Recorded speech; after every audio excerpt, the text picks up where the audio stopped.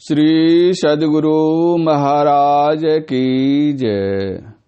पूज्यपाद महर्षि संतसेवी परमहंस जी महाराज का प्रवचन। अनुभव बिन मोह जनित भव दारुण विपत्ति सतावै। समवेत समादरणीय सज्जन वृंद, माताओं एवं बहनों, संतों का अवतरण विश्व कल्याण के लिए हुआ करता है। जो कोई संत वचन का श्रवण मनन निधिध्यासन करके अनुभव प्राप्त कर लेते हैं, उनका इहलोक और परलोक दोनों कल्याणमय हो जाते हैं। इसलिए संतों का उपदेश केवल सुनने के लिए ही नहीं होता है, सुनने, गुनने, समझने और तदनुकूल आचरण करने के लिए होता है। आचरणहीन और अनुभव ज्ञान विहीन जन जो कुछ समझते और समझाते हैं, उनके लिए गोस्वामी जी ने लिखा है, सुनिए गुनिए समझिए समझाई, दशा हृदय नहीं आवे, जेहि अनुभव बिन मोह जनित भव दारुण विपत्ति सतावे। कहा बहुत, सुना बहुत और किया कुछ नहीं, तो जो लाभ होना चाहिए उससे हम वंचित रहेंगे। अभी आप लोगों ने संत कबीर साहब की वाणी सुनी है, उसका एक एक बोल अनमोल है। बातें हैं अनमोल, मोल नहीं एक एक की। महर्षि में ही पदावली। कबीर साहब के वचन में नर्तन की क्षण भंगुरता और भगवत भजन की ओर से हमारी लापरवाही बतलाई गई है। अपने वचन में इन्होंने कहा, शरीर छूटेगा, इस बात को कौन नहीं जानता, देखता कौन नहीं, समझता कौन नहीं, बुझता कौन नहीं, लेकिन मन पर कितना प्रभाव पड़ता है, कितनी देर के लिए पड़ता है। हम कहीं जाते हैं कथा सुनने के लिए, कथा सुनकर आते हैं और सुनी हुई कथा की चर्चा भी करते हैं, चाहे वह कथा रामायण की हो, महाभारत की हो अथवा भागवत आदि किसी ग्रंथ की हो। जो कुछ भी कथा हम लोग सुनते हैं, उस कथा का विषय बड़ा रोचक मालूम पड़ता है। उस रोचक कथा से हमारा मनोरंजन होता है, लेकिन उससे हमारी व्यथा चली जाएगी, यह बात नहीं। कथा श्रवण से मनोरंजन होगा, लेकिन वह दुखभंजन का कारण नहीं होगा। दुखभंजन तो तभी होगा जब दुखभंजन प्रभु का हम भजन करेंगे। अभी आप लोगों ने सुना, निधरक बैठा नाम बिनु, चेती न करे पुकार, यह तन जल का बुदबुदा, बिनसत नाही बार। संत कबीर साहब। निधरक मतलब निडर, जिसके हृदय में कोई डर नहीं है, वह क्या करेगा। मान लीजिए गृहपति के भोजन का समय हो गया, लेकिन गृहिणी के मन में मालिक का डर नहीं है, तो वह समय पर भोजन नहीं बनाएगी। सोचेगी वे आएंगे तो हमारा क्या कर लेंगे। समय पर नाश्ता नहीं देगी, परिणाम क्या होगा, घर का संतुलन बिगड़ जाएगा। यदि गृहिणी के मन में डर है तो घर के सभी कार्य ठीक समय पर होंगे, फलतः घर सुचारू रूप से चलेगा, परिवार सुखी रहेगा। एक छोटा बच्चा है, उसको माँ बाप पढ़ने के लिए पाठशाला भेजते हैं। बच्चे को माँ बाप का डर है तो वह पढ़ने जाता है। विद्यालय में अध्यापक के डर से पढ़ता है, सोचता है नहीं पढ़ूंगा तो अध्यापक मारेंगे। कुछ बड़ा हो जाने पर न तो माँ बाप मारते हैं न गुरुजी मारते हैं, लेकिन एक छड़ी का डर अपने ही लगा रहता है कि अच्छी तरह नहीं पढ़ूंगा तो अच्छे अंक से पास नहीं होऊंगा, कहीं फेल हो गया तो फिर कहना ही क्या। उस डर के मारे बच्चे पढ़ते हैं। जो डर के मारे पढ़ते हैं, पढ़ते पढ़ते विद्वान हो, ज्ञानवान हो जाते हैं, प्रतिष्ठा होती है उनकी, जीवन सुखमय होता है। जिस बच्चे को माँ बाप का, गुरुजी का कोई डर नहीं, सड़क पर खेलता है, उसमें मनुष्यता नहीं आ सकती, उसका भविष्य जीवन दुभर हो जाता है। खेती करने वाले कृषक जाड़ा, गर्मी, बरसात की कुछ परवाह नहीं करते। जाड़े का दिन है, ठंडी ठंडी हवा के झोंकों से हाथ पैर ठिठुर रहे हैं, लेकिन कृषक खेत की रखवाली करते हैं, आर आर पर घूमते हैं। मन में डर है कहीं जानवर तो नहीं चढ़ते हैं। बरसात के दिनों में उनके हाथ पैर सड़ जाते हैं, देह में दुर्गंध आ जाती है, धान की खेती, पाट की खेती करते करते।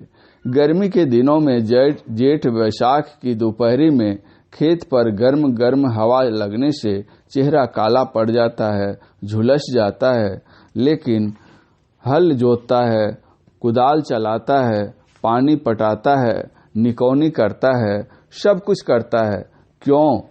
इसलिए कि ठीक समय पर अगर खेती नहीं करूंगा तो अनाज नहीं उपजेगा, मेरे बाल बच्चे भूखे मरेंगे, मेरा जीवन दुखमय ना हो, इसलिए डर के मारे वह काम करता है। वाणिज्य करने वाले व्यापारियों के मन में यह डर है कि व्यापार में हमको हानि न हो जाए, इस डर से वे सतर्क रहते हैं और होशियारी के साथ कार्य करते हैं।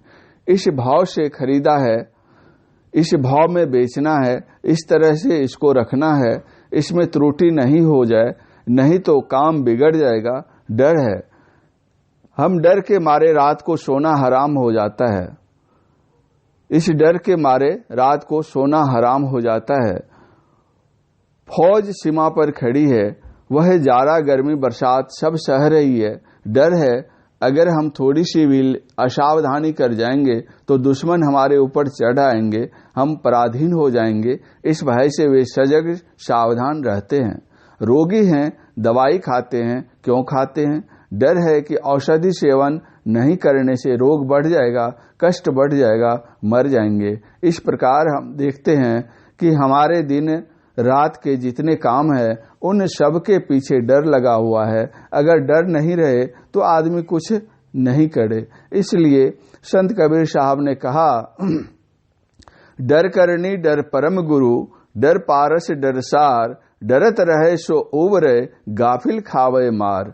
उसी तरह जो सोचते हैं कि शरीर छूटेगा, हम कहाँ जाएंगे, कहीं दुर्गति तो नहीं हो जाएगी, तो उस दुर्गति से बचने के लिए डर के मारे वे भगवत भजन करते हैं। अगर हम भगवत भजन नहीं करें तो क्या होगा? गोस्वामी तुलसीदास जी महाराज ने लिखा है, ते नर नरक रूप जीवत जग, भव भंजन पद विमुख अभागी। एक जगह तो कहते हैं, बड़े भाग मानुष तन पावा, अर्थात जो मनुष्य जन्म पाए हैं वे बरभागी हैं, लेकिन मनुष्य जन्म पाकर भी जो भव भंजन का भजन नहीं करता वह अभागी है। निशिवासर रुचि पाप अशुचि मन, खल मति मलिन निगम पथ त्यागी। नहीं सतसंग भजन नहीं हरि की, श्रवण न राम कथा अनुरागी। श्रुत वित दार भवन ममता निशि, शोवत अति न कबहू मति जागी। तुलसीदास हरि नाम सुधा तजी, सठ हठ पियत विषय विष मांगी। शूकर श्वान श्रीगाल सरिष जन, जनमत जगत जननी दुख लागी। क्या कहते हैं? निशिवासर, निशि मतलब रात, वासर मतलब दिन। निशिवासर किधर है? निशिवासर रुचि पाप। मन कैसा होगा उसका जो पाप करता रहेगा? अशुचि मन, मन अपवित्र रहेगा। जो अपवित्र काम करेगा मन अपवित्र रहेगा। तब खलमति, उसकी बुद्धि कैसी होगी? दुष्ट की बुद्धि होगी। निर्मल पथ त्यागी, जो हमारा शास्त्र कहता है, जो वेद का बताता है यह कर्तव्य है और वह अकर्तव्य है, तो अकर्तव्य को तो वह करेगा और कर्तव्य को नहीं करेगा। करेगा क्या? शुत वित दार भवन ममता निशि। इसी ममता की आग में वह मत रहेगा। हाय पुत्र, हाय धन, हाय स्त्री, हाय फला। इसी तरह हाय हाय करते करते एक दिन वह चला जाएगा। वह जाता अकेला है, उसके साथ कुछ जाता नहीं। संपत्ति संतति सब यहीं रह जाते हैं। भगवान बुद्ध ने किसी से पूछा, फला के पास अतुल संपत्ति है लेकिन उसका वह उपभोग नहीं कर पाता, सत्कर्म में लगा नहीं सकता, क्यों? भगवान बुद्ध ने बतलाया पूर्व जन्म में शुभ कर्म के लिए उसने बहुत खर्च किया था। जितना उसने खर्च किया था उससे कई गुना अधिक उसको मिल गया है। दान करने के बाद उसके मन में हुआ था कि इतना मैंने खर्च कर दिया। इसी भावना के कारण धन तो उसको मिल गया, लेकिन उसका उपभोग वह नहीं कर पा रहा है। सिपाही बनकर पहरा कर रहा है। गोस्वामी तुलसीदास जी महाराज कहते हैं, ईश्वर नाम रूप अमृत को तो वह छोड़ता है और विषय विष का पान करता है, वह कैसा है। तो गोस्वामी तुलसीदास जी महाराज कहते हैं, शूकर श्वान श्रृगाल सरिस जन, मनुष्य जन्म पाकर जो ईश्वर भजन नहीं करता है तो उसका जीवन व्यर्थ है। रामचरितमानस में एक बहुत सुंदर प्रसंग आया है। जब भगवान जंगल जाने लगे तो लक्ष्मण जी ने कहा, भाई साहब मैं भी आपके साथ चलूंगा। भगवान श्री राम ने कहा, तुम अपनी पूज्या माता से पूछ लो। लक्ष्मण जी अपनी माता सुमित्रा जी के पास जाकर कहते हैं, भाई साहब श्री राम जी पूज्या सीता मैया के साथ जंगल जा रहे हैं, मुझे भी आदेश देकर उनकी सेवा करने का अवसर दो। श्री राम की सौतेली मां होने के नाते वे कह सकती थी, जाने दो जंगल, उसके साथ तुम क्यों जाओगे। राजा ने उसको जंगल भेजा है, तुम घर में रहकर राज्य सुख भोगो, आराम करो, लेकिन सो नहीं कहती है। सुमित्रा जी कितनी मार्मिक बात कहती है। पुत्रवती युवती जग सोई, रघुपति भगत जासु सुत होई, न तरु बाज भल बादी बियानी, राम विमुख सुत ते हित जानी। कहती हैं, संसार में पुत्रवती नारी वही है जिसकी संतान ईश्वर की भक्ति करती है। जिसकी संतान ईश्वर की भक्ति नहीं करे, इससे तो उस माँ का बांझ रहना ही अच्छा है। बियानी शब्द लिखकर गोस्वामी तुलसीदास जी ने बहुत कठोर शब्द का प्रयोग किया है, क्योंकि गाय भैंस आदि ब्याती है। ईश्वर विमुख सुत से प्यार करने वाली माँ को गोस्वामी जी ने उसी श्रेणी में रखा है। संत पलटू साहब की वाणी सुनिए। जननी रहे तो बांझ, पै साकट ना जने, जन्मत ही मरी जाए, जिए से ना बने, पुत्र से भला मदार, फिरे ना दोख में। अरे हारे पलटू, पुत्रवती सोई नारी, भक्त जेही कोख में। जिस नारी की संतान ईश्वर की भक्ति करती है, चाहे वह पुत्र हो अथवा पुत्री, वह देवी धन्य है। संत कबीर साहब ने इसका भी स्पष्टीकरण कर दिया है। भक्ति करत कन्या भली, साकट भला न पूत, छेरी के गलत न जामे दूध न मूत। इसलिए शरीर छूटेगा, तुम कहाँ जाओगे, जरा सोच कर देखो। कहीं दुख के स्थान में चले जाओ, इससे डरो। मान लो रात हो, कमरे में अंधेरा पूर्ण हो, कुछ सूझ नहीं रहा है, गहरी निद्रा में तुम सोए हुए हो। एकाएक कोई आकर तुम्हारी टांग को पकड़कर खींचे, उस समय तुम्हारा हृदय कैसा होगा, कैसा भय तुम्हारे मन में होगा। कौन है, क्यों खींच रहा है, कहाँ ले जाएगा, क्या करेगा, आदि कितनी बातें तुम्हारे मन में उठने लगेगी। संत कबीर साहब कहते हैं, दूसरे के लिए तुम क्या सोच रहे हो, अपने लिए सोचो, तुम कहाँ हो। एक तो अंधेरी कोठरी, तामे दिया न बाती हो, बहिया पकड़ी जम ले चले, कोई संग न साथी हो। तुम जहाँ रहते हो वह अंधकार की कोठरी है। यदि कोई कहे कि जहाँ हम रह रहे हैं वहाँ बल्ब जल रहा है, मरकरी जल रही है, वहाँ तो तुम्हारा शरीर है। तुम जहाँ हो उस कोठरी को भी देखो, कैसी कोठरी है वह, तुम कहाँ हो, शरीर के अंदर हो, आंख बंद करके देखो, तब पता चलेगा कि कैसी कोठरी है, वहाँ अंधेरा है या उजाला है। बिल्कुल अंधकार ही अंधकार मालूम पड़ेगा। इसी अंधकार की कोठरी में तुम हो।